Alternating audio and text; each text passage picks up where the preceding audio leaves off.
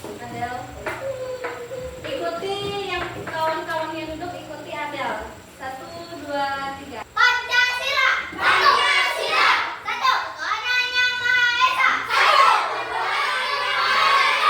Kemanusiaan yang adil dan beradab. 2. Kemanusiaan yang adil dan beradab. 3. Persatuan Indonesia. 3. Persatuan Indonesia. 4. Kerakyatan yang dipimpin oleh hikmat kebijaksanaan dalam permusyawaratan perwakilan. 4. Kerakyatan yang dipimpin oleh hikmat kebijaksanaan dalam permusyawaratan perwakilan. 5. Keadilan sosial bagi seluruh rakyat Indonesia. 5. Keadilan sosial bagi seluruh rakyat Indonesia. Iya, tepuk tangan dulu untuk penduduknya. Terima kasih. Bude. Jadi sekarang sudah hafal Pancasila dan masih ingat simbol-simbolnya? Ingat. Pancasila yang pertama itu simbolnya Bintang. bintang itu melambangkan sila yang pertama. Sila pertama tadi berarti apa? Ketuhanan yang Maha Esa. Nah, berarti dasar nilainya itu ada nilai-nilai keagamaan.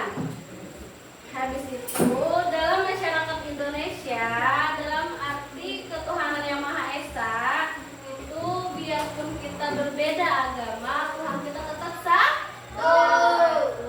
Oke. Yang kedua, rantai. Rantai melambangkan sila kedua. Yang berbunyi kemanusiaan Yang adil dan beradab. kemanusiaan yang adil dan beradab. Itu mencerminkan persatuan dan hubungan antara manusia. Yang beradab lawannya apa? Iya, boleh. Yang ketiga, ya, Pancasila yang ketiga, Pancasila yang ketiga apa? Pohon beringin. Ya, pohon beringin bunyinya. Ketuhanan Indonesia. Yang bunyinya apa? Ketuhanan Indonesia. Sekali lagi yang bunyinya. Ketuhanan Indonesia. Persatuan Indonesia. Berarti kita harus tetap bersatu. Contoh pemahaman yang bersatu dalam kegiatan kelas apa biasanya? Menyapu. Menyapu.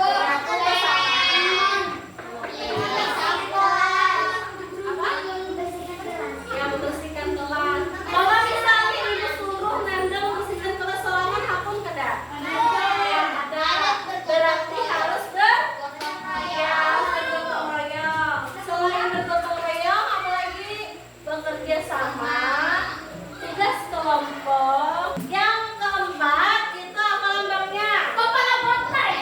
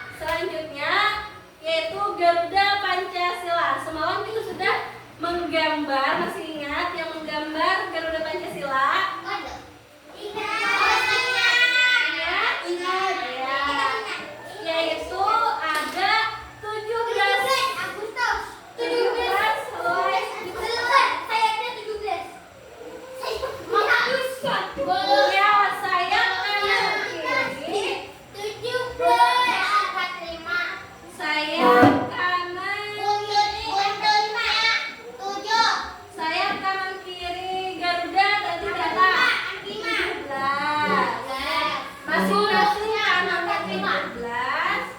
Buntutnya di situnya ada 5. Oh, ekornya berapa?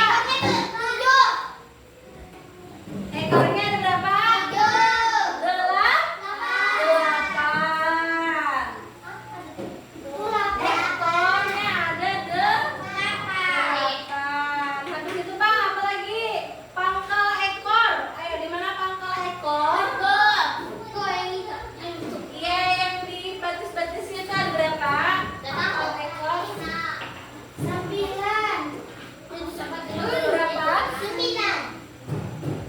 Pangkal ekor ada 5. Salah. 9.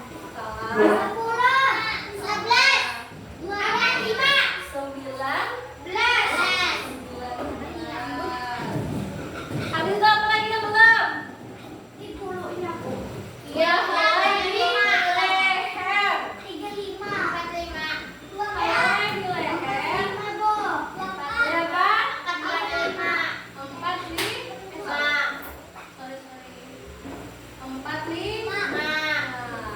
Kenapa jadi sayap kanan dan kiri 17? Yaitu berarti tanggal hari kemerdekaan kita 17 Agustus. 17 Agustus 5. Ya. Sayap kanan ada 17 yaitu merupakan tanggal kemerdekaan kita. Ekornya ada 8 yaitu bulan 8 Agustus. Pangkal ekor ada 19 tahun digabung dengan helai di leher berarti 1945. Lanjut materi selanjutnya. Ingat dalam ice breaking, mana semangatmu? Mana semangatmu? Oke, pelajaran selanjutnya yaitu bahasa Indonesia mencermati informasi tentang konsep 8 arah mata angin. Ayo, siapa tahu 8 arah mata angin? Apa yang tahu arah mata angin?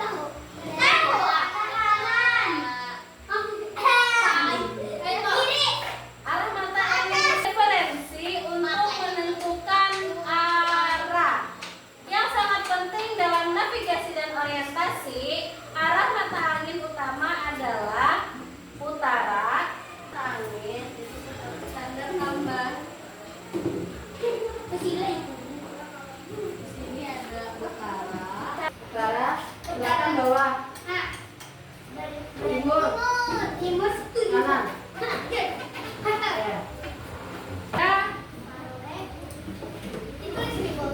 Tulis dulu. Iya, barat daya, barat laut, utara, timur laut, timur tenggara, selatan. Alat yang digunakan untuk menentukan arah mata angin, ayo siapa tahu? Kompas. Iya, kompas. Sudah pernah melihat kompas? Di mana? Di kartun. Di kartun. Oh iya. Di tempatnya seperti ini. Nanti di sini ada kayak arah putaran jam. Ya, kalau misalnya kita sudah ibu kan udah basic kompas pak.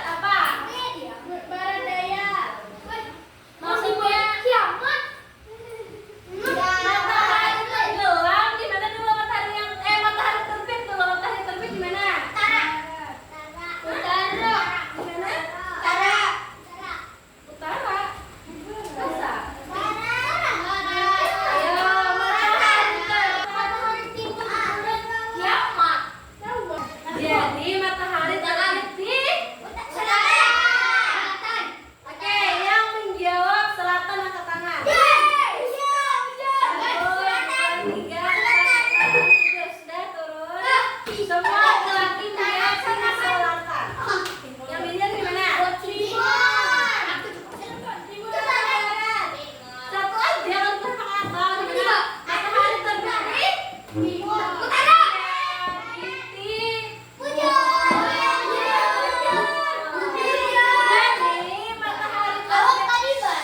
sudah perhatikan? Jadi matahari itu terbit di sebelah timur. Tenggelamnya di barat. Tenggelamnya di barat. Jangan terbalik. Jar Albi bilang terbitnya di barat berarti kiamat. Yang tadi ya, ingat kompas itu adalah alat yang digunakan untuk menentukan angin. Habis itu matahari tadi terbit di timur dan terbenam di barat. Nah, jadi matahari terbit dan tenggelam itu dapat menentukan arah. Jadi sudah pasti kalau misalnya matahari itu terbit, misalnya kita di sini matahari terbit biasanya kelihatannya adalah kelihatan di sini. Berarti itu di sebelah timur. Sudah tenggelamnya berarti di situ arah barat.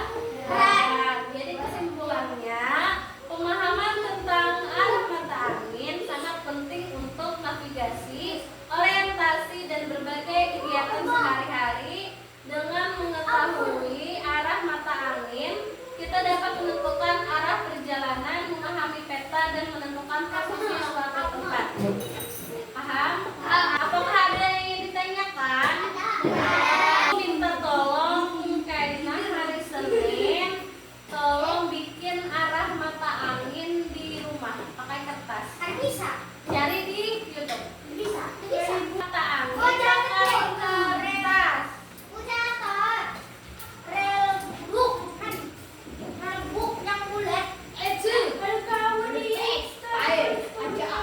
Pakai kertas terserah mau pakai kertas folio, kertas biasa, pakai kertas mau gambar boleh. Ya boleh.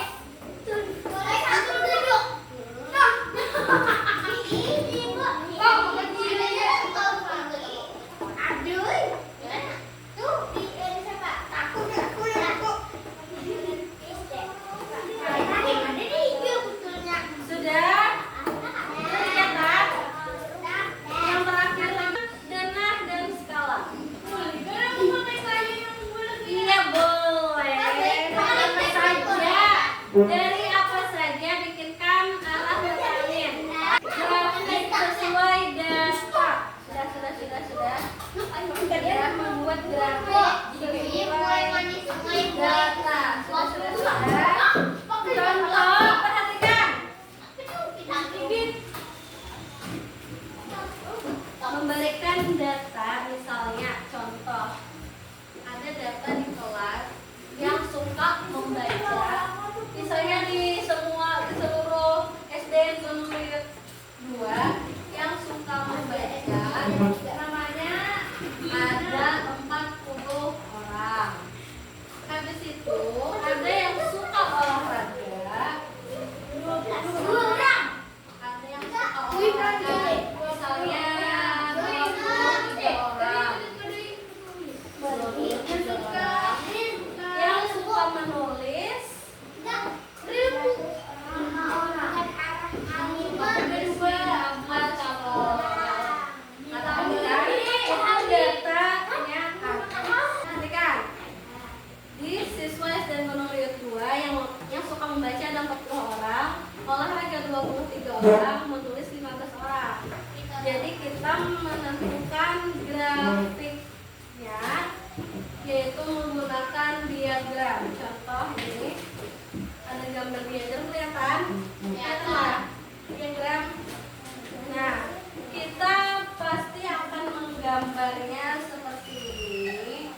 Di sini jumlah misalnya 5, 10, 15, 20. Nah, di sini yang menulis bukan yang membaca.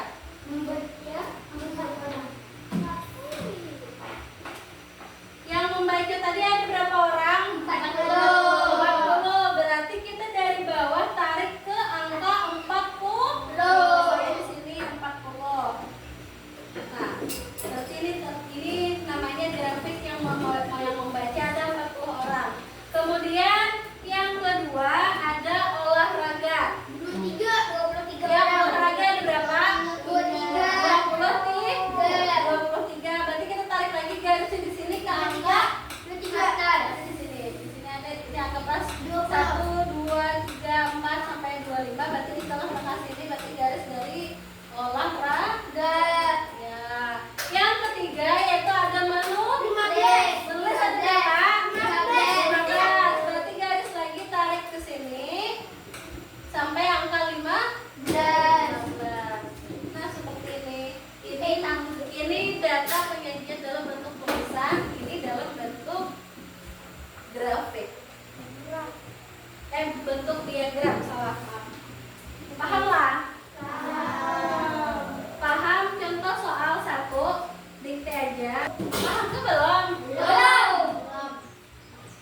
Ini tadi kan misalnya membaca ada berapa? 40. Berarti kita sudah olah di sini garisnya jadi seperti ini. Oh, paham ya? Garisnya. Di sini angka-angkanya, misalnya angkanya 5. Tadi lo angka di sini 10, 15, 20, 25 sampai seterusnya. Yang membaca tadi ada berapa? 40. Berarti kita tarik garis membaca ke angka 40. Apakah sudah ada tadi kita nggak perlu menghitung, kita cuma menarik dan menggaris ke angka 40. Yang kedua yaitu ada olahraga. Olahraganya ada berapa? 23 di sini. Olahraga. Berarti di sini ke angka 23. Gimana angka 23? Berarti di tengah-tengah angka 20 dan 25. Yang terakhir yaitu ada menu. 15 ada berapa? 15. Berarti pas sudah 15 ada di sini angka 15 tinggal tarik ke bawah. Paham? Sekarang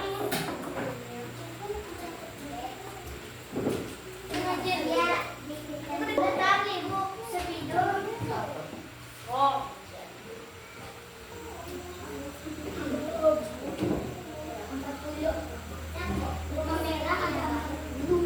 itu tinggal menggaris merah tadi ada berapa? 40. Ya, berarti kita garis ke 40. Cara menggaris itu terserah, misalnya ada yang beleok-leok, tapi kalau ibu maunya bentuk diagram aja lurus, berarti tanda segi kotak ini. Paham? Bikin kotak itu ke angka yang dituju. Ya, kita sudah kumpul. Kan sangat simpel.